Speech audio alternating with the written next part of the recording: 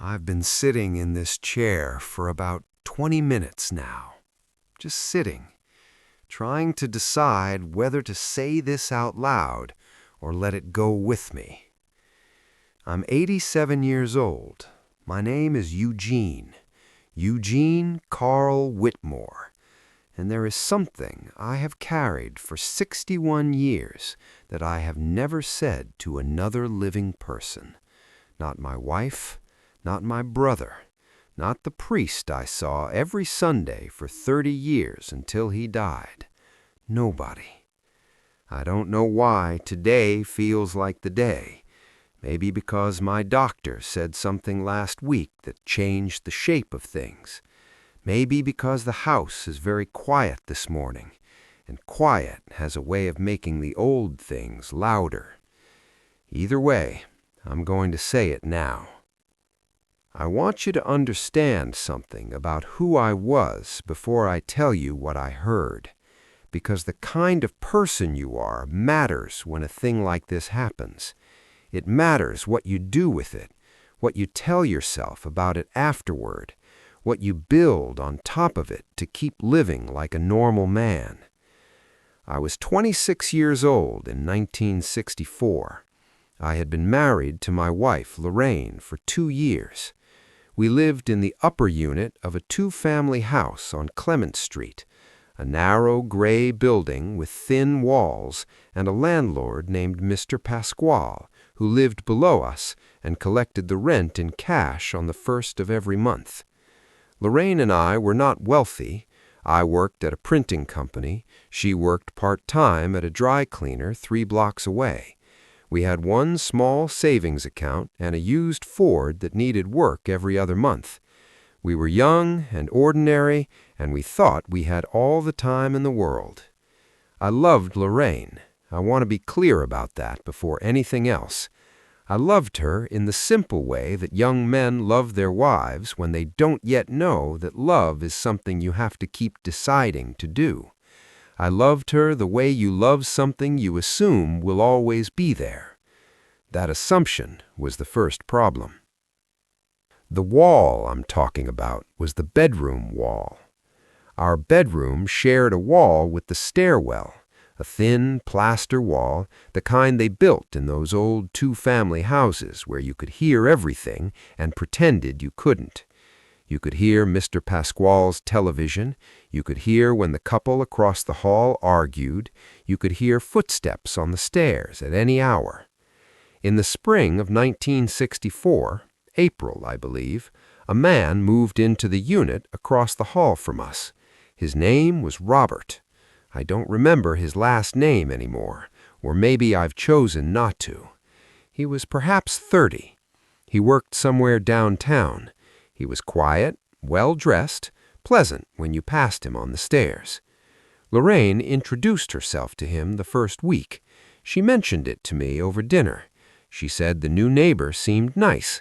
I said, good, and passed the bread and thought nothing of it. That was April.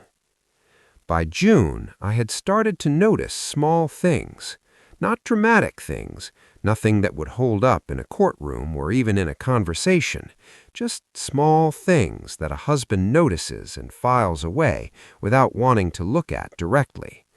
Lorraine mentioning Robert's name more than once in a week, a particular kind of careful neutrality when she spoke about him, the way people speak when they are managing what they reveal.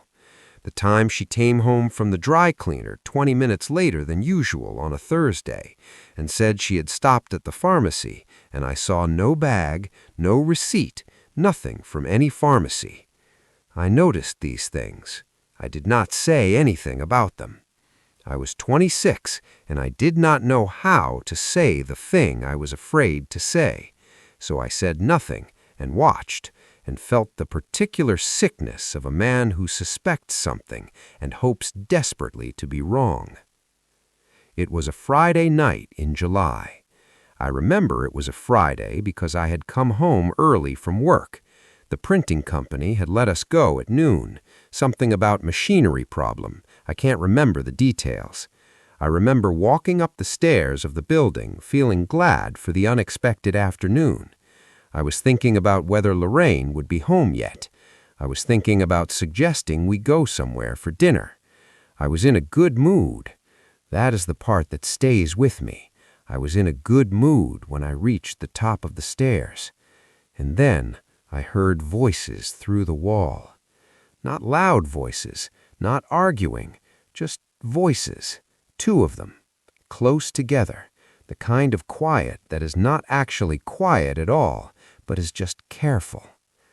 I stood in the hallway outside our door for what felt like a very long time. I had my key in my hand. I did not put it in the lock. I stood there and I listened, and what I heard through that wall, through that thin plaster wall on Clement Street in July of 1964, was enough. Not everything. I did not hear everything, but I heard enough to know what I was hearing. And then I heard Lorraine's laugh. Not a loud laugh, just a small, soft laugh, the kind she made when she was comfortable, when she was at ease, the kind I had heard 1,000 times in our 2 years of marriage. I had never heard it sound so far away. I put my key back in my pocket. I walked back down the stairs. I went outside and sat on the front step of the building for a long time. I don't know how long. The afternoon light changed while I sat there. I watched people walk by on Clement Street, a woman with a grocery bag, 2 boys on bicycles, an old man with a dog. Everyone moving, everyone going somewhere. I sat very still. I have thought about what I did next for 61 years. What I did was nothing. I sat on that step until I heard footsteps on the stairs above me. One set of footsteps going down the back stairwell, the other door closing upstairs. And then I waited another 15 minutes. And then I went back upstairs and put my key in the lock and opened our door. Lorraine was in the kitchen. She was starting dinner. She had an apron on. She looked up when I came in and said, "You're home early." And I said, "Yes, machinery problem. They let us go at noon." She said, "That's nice," and turned back to the stove. I sat down at the kitchen table. I watched her cook, and I said nothing. I want to try to explain why, not to excuse it. I'm not interested in excusing anything at this point in my life. But I want to try to explain it because it is the thing I have never been able to fully explain even to myself. I said nothing because I was afraid. Not afraid of her answer, not afraid of a fight or a confession or the truth spilling out across the kitchen table between us. I was afraid of what saying it out loud would make real. As long as I said nothing, there was still a version of my life that was intact. The moment I said the words, the moment I asked the question directly, that version would be gone. And I was 26 years old, and I did not know who I was without Lorraine, and I did not want to find out. So I made a choice, the quietest, most cowardly choice of my life. I decided to know and not know at the same time. Robert moved out of the building 3 months later, October. Lorraine mentioned it at breakfast one morning, casually, the way you mention something that does not concern you. She said the neighbor across the hall had moved. I said, "Oh," and drank my coffee. That was all. She never brought it up again. I never brought it up. We simply continued. And the strange thing, the thing that I have never been able to reconcile, is that we did continue. We had a good marriage. Not perfect, nothing is perfect, but genuinely good. We had 2 children, a boy and a girl. We bought a house in 1971. We had 38 more years together before Lorraine passed in 2002. 38 years. And in all of those years, I never once said what I heard through that wall. But here is the thing about carrying something like that. It doesn't disappear. It doesn't fade. It just changes shape. It moves into different rooms inside you, and you get used to finding it there. You learn to step around it in the dark without making noise. What it cost me was something I can only see clearly now from this distance. It cost me a particular kind of openness with Lorraine that I think we could have had and never did.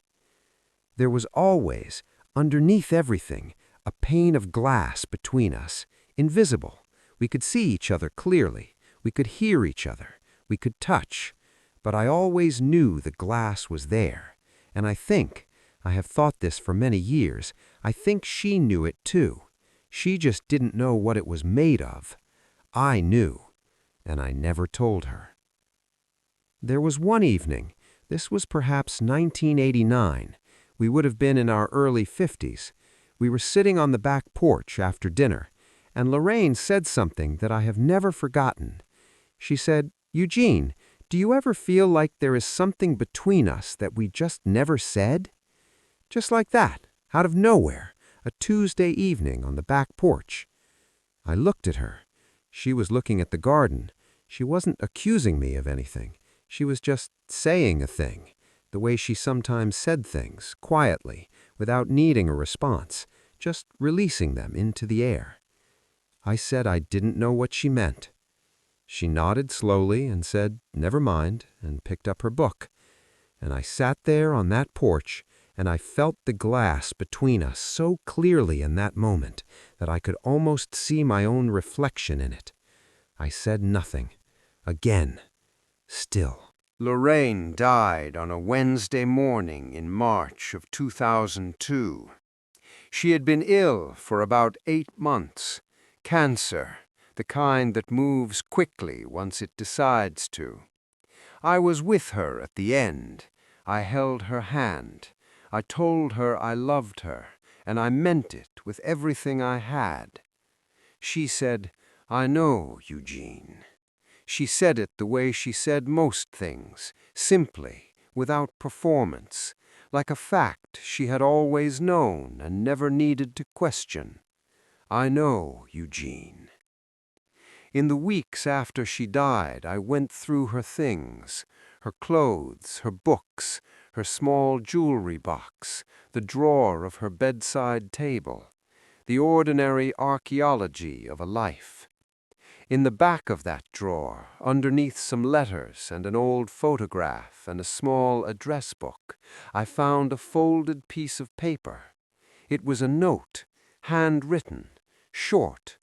I won't say what it said exactly, even now, even after 61 years and with everything that's left of me sitting in this chair.